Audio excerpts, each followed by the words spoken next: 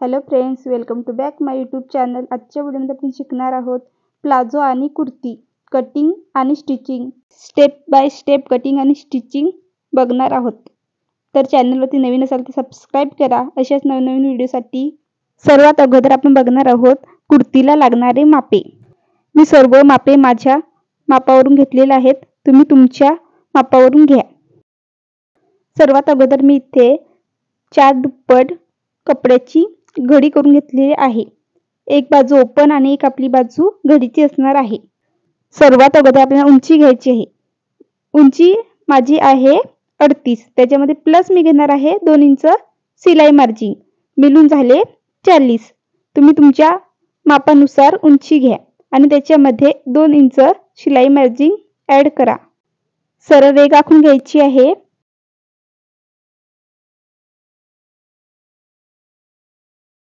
नंतर घ्यायची आपल्याला कमर उंची. माझी कमर उंची आहे 13. 13 मध्ये आपल्याला अर्धा इंच ऍड करायचं आहे, म्हणजे झाले 13.5. 13.5 वरती मार्किंग करून घ्यायचं आहे. नंतर घ्यायचं आहे आपल्याला सीट उंची. माझी सीट उंची आहे 17. 17 मध्ये अर्धा इंच ऍड करून 17.5. तुम्ही तुमच्या उंचीनुसार इथे घ्यायचं आहे. त्याच्यामध्ये फक्त अर्धा इंच ऍड करून घ्यायचं आहे.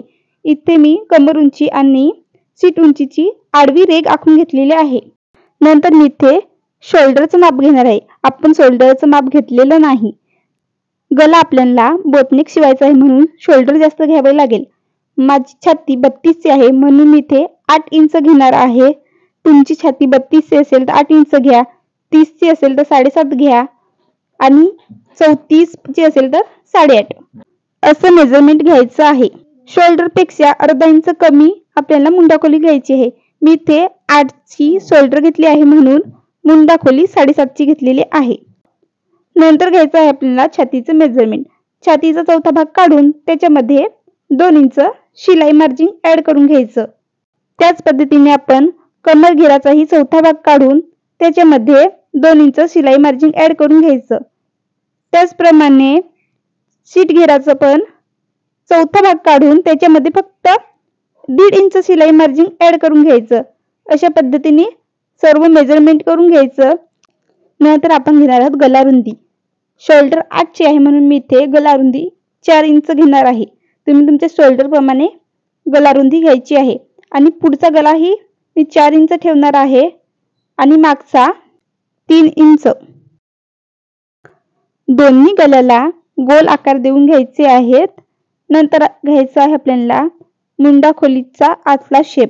त्यासाठी आपल्याला अर्धा इंच आतमध्ये घेऊन तिरकी रेघ आखून घ्यायची आहे. मागचा आणि पुढच्या मुंडाखोलीचा शेप देऊन घ्यायचा आहे. नंतर आपल्याला कटिंग करून घ्यायची आहे. मुंडाखोलीपासून कटिंग करताना अगोदर पहिला शेप कट करायचा, नंतर साईडने आपल्याला कटिंग करायची आहे.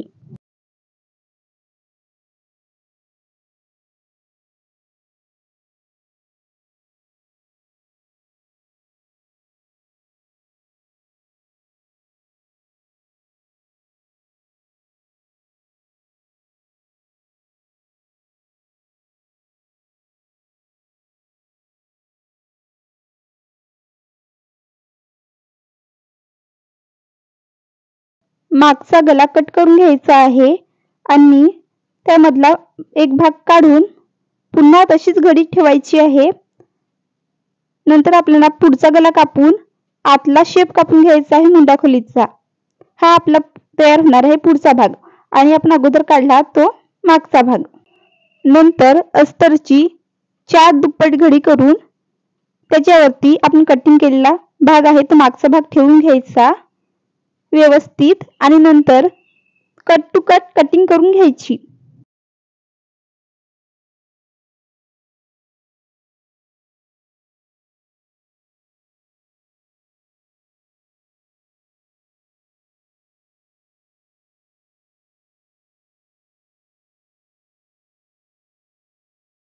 बाही कटिंग करताना 4 दुप्पट घडी करून घ्यायची. नंतर बाहीचं मेजरमेंट घ्यायचं. बाही आहे 11 इंच. त्याच्यामध्ये मी इथे 1 इंच ऍड करून 12 इंच घेते. मार्किंग करून घ्यायचं आहे दोन्ही साईडने. नंतर सरळ रेघ आखून घ्यायची. बाही उतार घ्यायचा आहे 2.5 इंच, नंतर सरळ 2 इंच आणि शेप मारून घ्यायचं आहे दोन्ही पण. नंतर दंडघेराचा दुसरा भाग करून त्याच्यामध्ये 1.5 इंच शिलाई मार्जिन ऍड करून घ्यायचं आहे. मी इथे 6.5 घेते आणि रुंदीला आपण छातीचा चौथा भाग घेतलेला आहे. कटिंग करून घ्यायची. अगोदर वरचा शेप कट करायचा, सेंटर काढून घ्यायचा, ओपन करायचं आणि आतला शेप कापून घ्यायचा. अशा पद्धतीने आपली बाही कटिंग करून होईल. नंतर 4 दुप्पट घडी करून मेन फॅब्रिकवर ठेवून अर्धा इंच एक्स्ट्रा कापड कट करायचं. प्लाझोला लागणारी मापे मी माझ्या मापावरून घेतलेली आहेत. तुम्ही तुमच्या अकॉर्डिंग घेऊ शकता. जेवढ्या रुंदीचा घेर पाहिजे तेवढ्या रुंदीची घडी करून घ्यायची. नाहीतर तुम्ही तुमच्या आवडीनुसार घेर घेऊ शकता, कमी जास्त, किंवा सीट घेराचा चौथा भाग काढून त्याच्यामध्ये 6 इंच ऍड करून घेऊ शकता. बेल्ट साठी 2.5 इंच वरती सोडून आडवी रेघ आखून घ्यायची. नंतर घ्यायची आपल्याला इथे पूर्ण उंची घेऊन खालती पुन्हा बॉटम साठी 2 इंच घेऊन आडवी रेघ आखून घ्यायची आहे.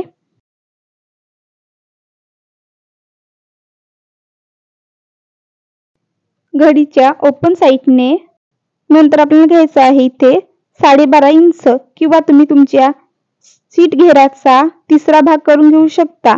नंतर 2 इंच घेऊन सरळ रेघ आखून घ्यायची आहे आणि त्याला क्रोच एरियाचा शेप द्यायचा आहे. नंतर खालती बॉटम पासून कट करून साइडने कट करायचं आहे. नंतर क्रोच एरिया कट करून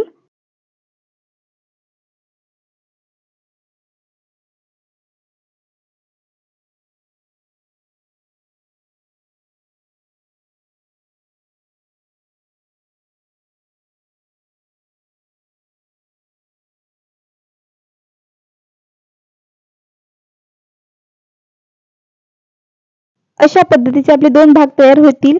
प्लाझोची कटिंग कंप्लीट होईल. नंतर सरळ प्लाझो घेऊन दोन्ही सरळ भाग आतमध्ये ठेवायचे आहेत. 2.5 इंचावरती मार्किंग करून घ्यायचं आहे आणि 1 इंचाची शिलाई मार्जिन सोडून अशा पद्धतीने व्हिडिओ दाखवल्याप्रमाणे आखून घेऊन त्याच पद्धतीने शिलाई मारून घ्यायची आणि दुसऱ्या साइडने पूर्ण शिलाई मारून घ्यायची. अशा पद्धतीने दोन्ही साइडने शिलाई मारून झाल्यानंतर मध्ये गॅप राहील. व्हिडिओ दाखवल्याप्रमाणे बेल्ट करून घ्यायचा आहे आणि खालती बॉटम सुद्धा दुमडून घ्यायची आहे.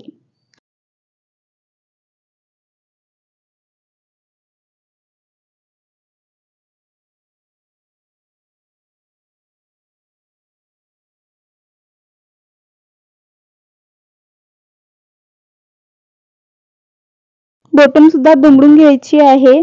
नंतर बॉटम पासून शिलाई मारून घ्यायची आहे, तर दुसऱ्या बॉटम वरती काढायची आहे. अशा पद्धतीने दोन्ही साइडने शिलाई मारून झाल्यानंतर आपल्याला आतमध्ये इलास्टिक ऍड करायचं आहे. कमर घेरापेक्षा 2-3 इंच कमी इलास्टिक घ्यायचं आहे.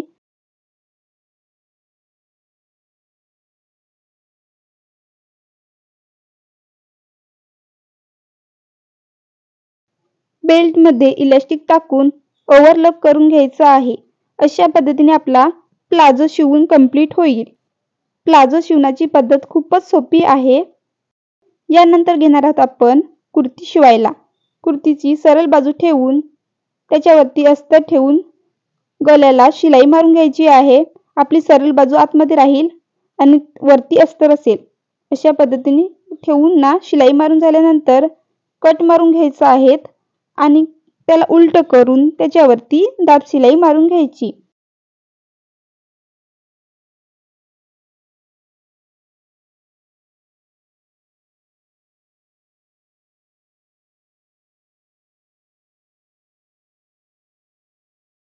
दाब शिलाई मारून झाल्यानंतर साइडला अस्तरला शिलाई मारून घ्यायची. अशाच पद्धतीने दोन्ही भाग तयार करून घ्यायचे. साइड कट दुमडून घ्यायची आहे.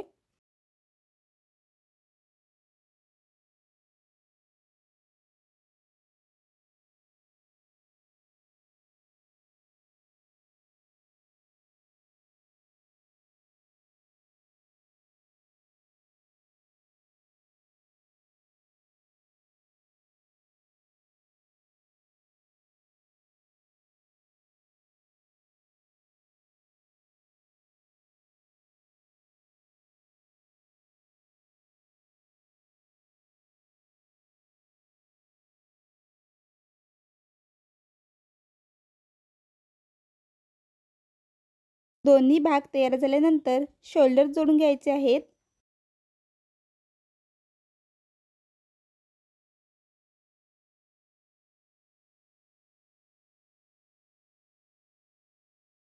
बाही घेऊन त्याच्यावरती अस्तर ठेवायचं आहे आणि खालती अर्धा इंचाची शिलाई मार्जिन घेऊन शिलाई घ्यायची आहे. शिलाई मारून झाल्यानंतर त्याला उलटं करून त्याच्यावरती दाब शिलाई मारून घ्यायची आहे. साईडने पण शिलाई मारून घ्यायची आहे अस्तरला आणि जेवढा एक्स्ट्रा भाग होतो तो कट करून घ्यायचा. अशाच पद्धतीने आपल्याला दोन्ही बाह्या तयार करून घ्यायच्या आहेत.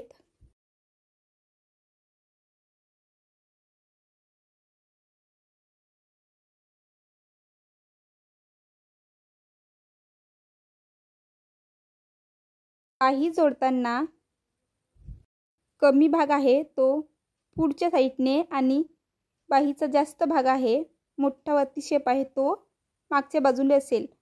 बाहीचा सेंटर शोल्डरवरती ठेवून बाही जोडायला घ्यायची आहे. एका साईडने बाही जोडून झाल्यानंतर दाब वरती करून कपडा फिरून घ्यायचा आहे आणि डबलची शिलाई मारून घ्यायची. तशाच पद्धतीने आपल्याला दुसऱ्या साईडची पण बाही जोडायची आहे. दोन्ही बाह्या जोडून झाल्यानंतर साईडने शिलाई मारून घ्यायची आहेत.